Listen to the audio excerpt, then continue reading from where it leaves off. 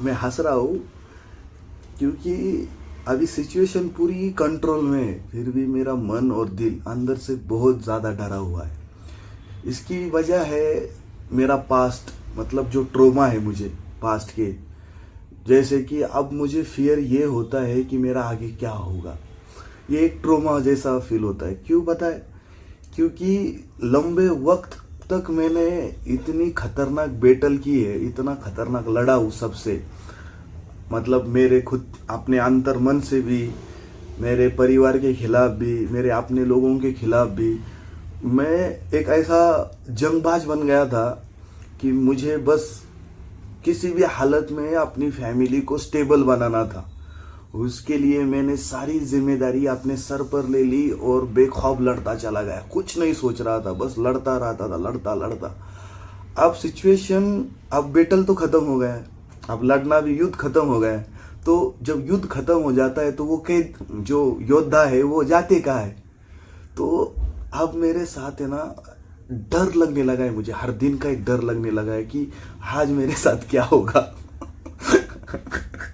आज मैं क्या करूँगा, या ऐसी चीज़ें हो रही है मेरे साथ। मैं ये वीडियो इसलिए बना रहा हूँ क्योंकि ये बोलते वक्त मैं अपने आप को भी समझ पाऊँ कि असल में दिक्कत कहाँ आ रही है।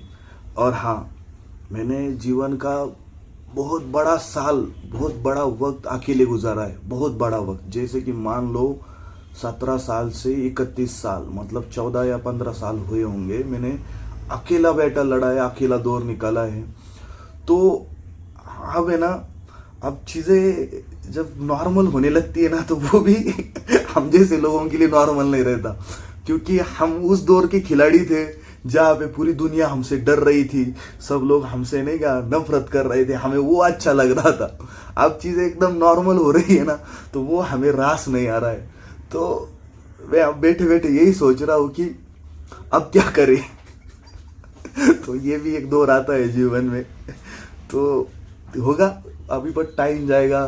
बहुत ज़्यादा चीज़ें ये है ना, भरी हुई है, दबी हुई है ना, अभी तो वो धीरे धीरे आहिस्ता क्लियर होगी। अब मैं क्या करूँगा बताएगा?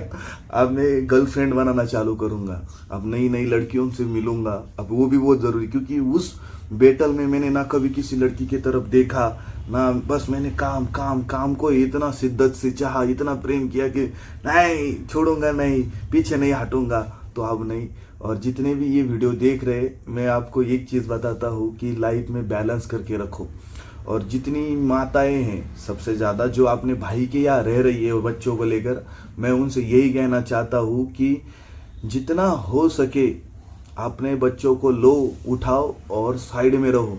उनके साथ रहोगे तो तुम्हारा दिमाग खराब होगा, तुम्हारे बच्चों का भी दिमाग खराब होगा।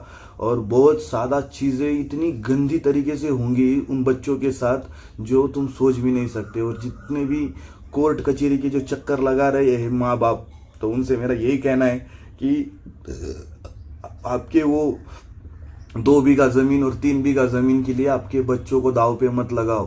क्योंकि जब सहारा नहीं होता ना उनके बच्चों के पास, तो वो जिहादी बनते हैं, जिहादी। और वो ऐसे बनते हैं कि फिर उन्हें रोक पाना मुश्किल नहीं, ना मतलब नामुमकिन है। क्योंकि मैं अपने आप को जानता हूँ, मैं अपने आप को कैसे रोक लिया है, कैसे मैं ट्रांसफ़र कर रहा हूँ। बहुत सारी चीज़ें लगती है, फिर इतनी मेहनत और इतनी ऊर्जा खर्च हो जाती है कि जो फोकस होता है ना जो करने का, वो भी हट जाता है।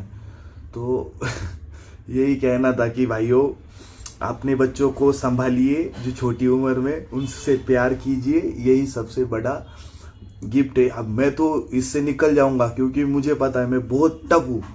मेरी जो ब्रेन है ना, बहुत बड़ी चमड़ी है, मैं तो यहाँ से निकल जाऊंगा, मुझे यही पता है। अब बस ये दिक्कत होगी मेरे साथ कि मैं जो सपना था मेरा वो पूरा होगा कि नहीं होगा, इसका एक डर रहेगा मेरे अंदर।